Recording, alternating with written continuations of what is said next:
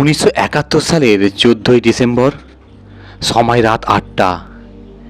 Zip করে দৌলতপুর থেকে কলকাতা ফিরছি। জিপটি আমাদের অফিসে চালাচ্ছে গোরাচাঁদ, মেকানিক কাম ড্রাইভার, সঙ্গে ফটোগ্রাফার হিরেন্দা। দৌলতপুরের কাছে প্রচণ্ড যুদ্ধ হচ্ছে, সেই যুদ্ধের খবর সংগ্রহ করে ফিরছি। অন্তত রাত 11টার মধ্যে পৌঁছতে না পারলে কালকের কাগজে খবর ধরতে পারবো না।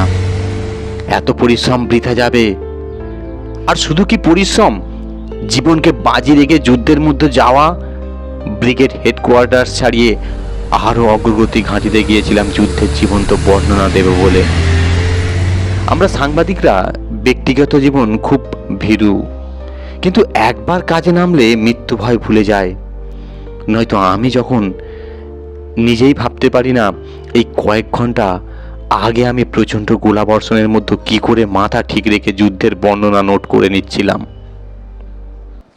শীতের রাত্রি, কৃষ্ণপক্ষের অন্ধকার, বাংলাদেশের অনেকখানি মুক্ত হয়েছে।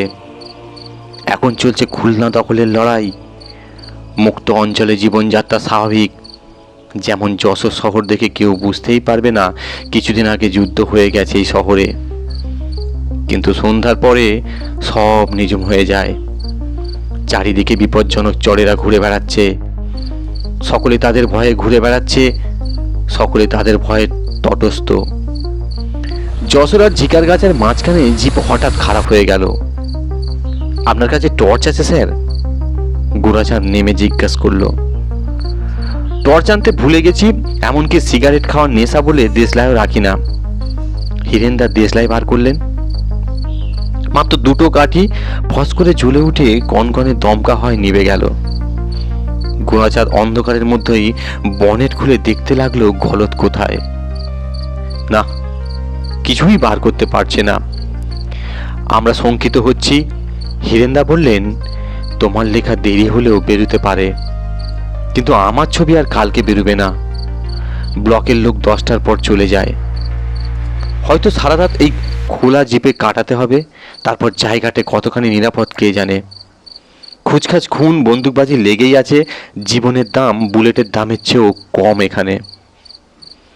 এমন সময় অন্ধকার ফুঁড়ে এক মূর্তির যেন আবির্ভাব হলো। May I help you? চমকে তাকিয়ে দেখি ইন্ডিয়ান আর্মির ইউনিফর্ম পরা এক অফিসার। আবছা আবছা মুখটা দেখা যাচ্ছে। শোল্ডার ব্যাচে অশোক চক্র ঝকঝক করছে। পদমর্যাদায় মেজর। বললাম, আমরা সাংবাদিক, গাড়ি খারাপ হয়ে বিপদে পড়েছি। কোন কাগজ? কাগজের নাম বললাম। আরে বাঙালি? আগে হ্যাঁ, আপনি? মেজর চক্রবর্তী। দেখি কি হয়েছে। মেজর চক্রবর্তীকে গোড়াকে বললেন, আপনি সরে যান, আমি দেখছি। গোড়া সরে গেল। দেখলাম মেজর চক্রবর্তী নিচু হয়ে কি করতে লাগলেন। তার মাথাটা পুরো ঝুঁকে পড়েছে বনেটের ওপর। আমার দেখে মনে হচ্ছিল যেন ওর শরীর বলে কিছু নেই, শুধু একটা ইউনিফর্ম বনেটের গায়ে হেলানো। মিনিট পাঁচেকের মধ্যে কাজ শেষ হয়ে গেল। মেজর চক্রবর্তী বললেন, এইবার স্টার্ট দিন। গোরাচাঁদ স্টার্ট দিল। গাড়ি বড় শব্দে গর্জন করে উঠল। হেডলাইটের আলোয় সামনের রাস্তাটা দিনের আলোর মতো স্পষ্ট হয়ে উঠল।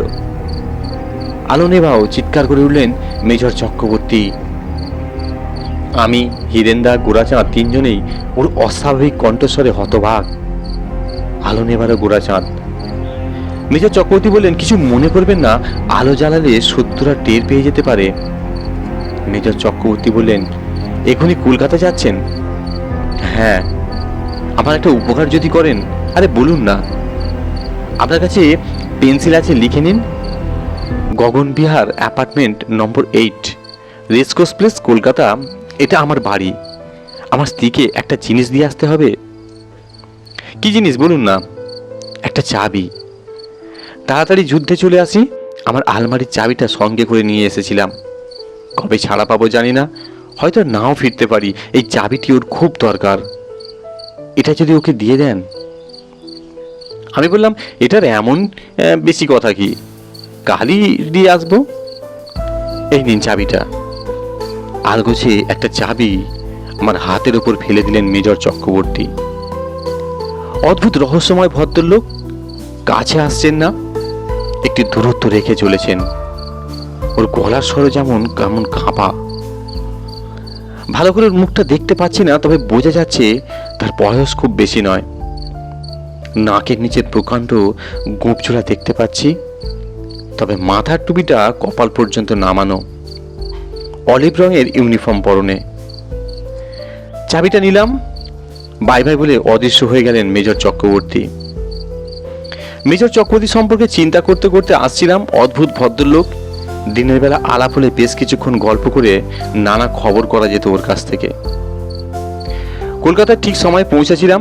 পরদিন সকালে খবরটিও বেরুলো প্রথম পাতায়। তৈরি হচ্ছে 15 ডিসেম্বর সকালে আগরতলা যাবার জন্য। পরদিন সন্ধ্যার পরে ব্ল্যাক আউটের মধ্যেই হাজির হলাম মেজর চক্রবর্তীর ফ্ল্যাটে। বেশ রোমাঞ্চ অনুভব করছিলাম। রণক্ষেত্র থেকে ফিরছি, মেজর চক্রবর্তীর বাড়ির লোকেরা নিশ্চয়ই খুশি হবেন। চক্রবর্তী ভালো আছেন, সুস্থ আছেন, এই খবরটুকু অনেক দামি তাদের কাছে। বেল বাজাতেই এক মহিলা দরজা খুলে দিলেন। অত্যন্ত বিষণ্ণ, মুখ চোখে শীতলতা। আপনি? আমি প্রতিদিন কাগজের রিপোর্টার খুলনার কভার করতে গিয়েছিলাম। মেজর চক্রবর্তী এই চাবিটা পাঠিয়ে দিয়েছে আপনাকে দেবার জন্য। চাবিটা তার হাতে দিতেই কান্নায় ভেঙে পড়লেন ভদ্রমহিলা। আমি অপ্রস্তুত। তার কান্না দেখে ছুটে এলেন এক বৃদ্ধ। শর্মা, কি হয়েছে? ভদ্রমহিলা কাঁদতে কাঁদতে ভেতরে চলে গেলেন। বৃদ্ধ বললেন, আপনি? আমি কাগজের রিপোর্টার। মাফ করবেন, আমার মেয়ে কাউকে ইন্টারভিউ দিতে পারবে না। তার মানসিক অবস্থা খুবই খারাপ। অন্য কাগজের লোকেরাও এসেছিল, আমরা তাদের এই একই কথা বলেছি। আমি ইন্টারভিউ নিতে আসিনি, এসেছিলাম মেজর চক্রবর্তী। মেজর চক্রবর্তী আপনার কে হন? আমার জামাই। গত পরশু সকালে সে মারা গেছে, কিল্ড ইন অ্যাকশন। আজ সকালেই আর্মি থেকে খবরটা জানায়। আমার একমাত্র মেয়ে, ছোট 3 মাসের বাচ্চা আছে ওদের। হাউ টেরিবল ইজ দি শক। মারা গেছেন? হ্যাঁ, আপনি জানতেন না? আমি যে তাকে মিট করলাম যশোরে, তিনি আমাকে তার চাবিটা দিলেন, আমাকে দিয়ে আসতে বললেন। সেই চাবিটা আপনার মেয়েকে এই মাত্র দিয়েছি। কিন্তু মেজর চক্রবর্তী পরশু মারা গেছেন। কাল আপনারা জেনেছেন, সে কি করে হয়? কেন? আপনি কবে ওর সঙ্গে দেখা করেছিলেন? ও মশাই, শুনছেন? আপনি কবে? ততক্ষণে আমি সিঁড়ি দিয়ে নামতে শুরু করে দিয়েছি। গতকাল রাতে যে মেজর চক্রবর্তী আমার হাতে তার বাড়ির চাবিটি তুলে দিয়েছিলেন, তিনি তাহলে কে? তিনি যদি মারা যান, তাহলে চাবিটা তো মিথ্যা নয়। আমার যেন সবকিছু ওলটপালট হয়ে যাচ্ছিল। এতক্ষণে বুঝলাম কেন আলো জ্বালতে বারণ করেছিলেন মেজর চক্রবর্তী। ধন্যবাদ। গল্পটি শোনার জন্য আমাদেরকে অসংখ্য ধন্যবাদ।